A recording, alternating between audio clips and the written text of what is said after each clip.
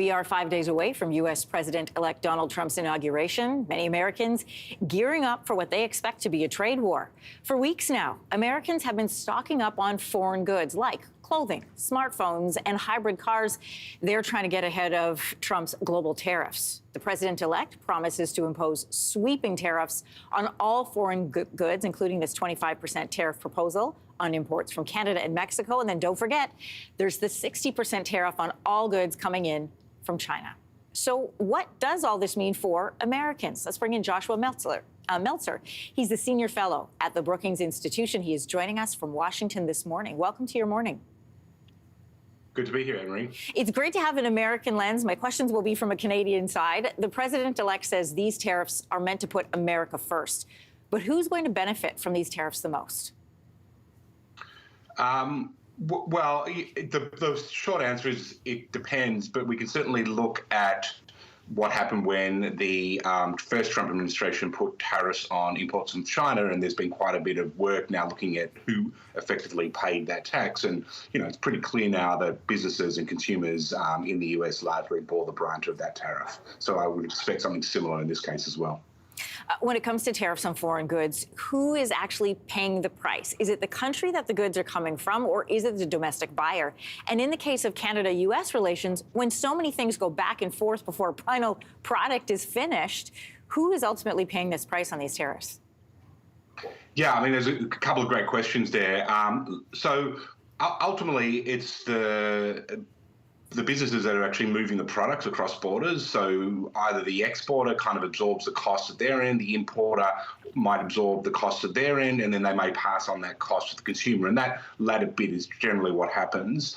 The other important thing to consider is the exchange rate. What we saw with when it came to US tariffs on China is that the RMB essentially depreciated around the rate of the tariff, and so it offset a lot of the cost of the tariff. So one would expect, sort of depending in part on retaliation and other factors, that there may be a change in the US dollar, Canadian dollar exchange rate, which may offset some of the impacts of the tariff.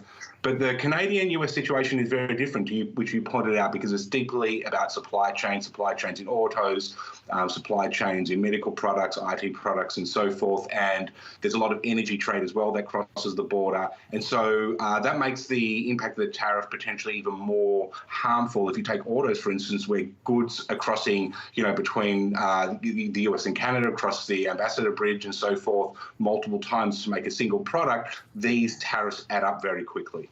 Yeah, let's put some dollar figures to some of this. It makes it a little more tangible for people to understand. The National Retail Federation says tariffs could drive up the cost of consumer products and lower spending power. Here's an example. American consumers could pay up to $24 billion more for apparel, $14.2 billion more for toys, and $13.1 billion more for furniture. So with that in mind, what do consumers gain from a tariff like this?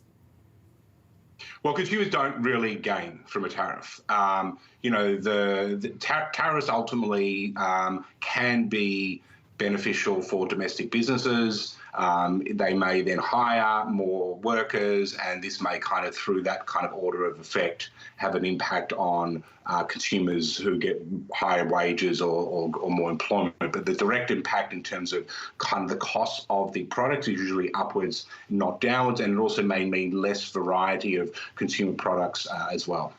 We're preparing ourselves for a bit of a scramble in this first week starting on Monday. We don't exactly know which products the tariffs will go to. We don't know even if it's going to be a full 25%, if this is just a negotiation until they can redo the agreement in 2026. But how are these tariffs going to change trade and our trade relationship with the U.S. going forward? Yeah, so there's a lot of variables which you outlined. One is the threat, at least, is a cross-the-border 25% tariff, but the expectation is there'll be significant exemptions or carve-outs from this tariff. So, for instance, about 60% of US crude oil imports come from Canada. One would expect that a lot of these would be exempt, because you can't imagine politically that the Trump administration wants to see oil prices at the pump go up, early in their administration or at all. We saw a lot of exemptions take place when it came to the tariffs on China as well. So how extensive are these tariffs will be key. What happens to the exchange rate will be very important, because I mentioned if we see a depreciation in the Canadian dollar, that can offset some of the impact. And, to the extent that these tariffs are phased in over time will also be very important.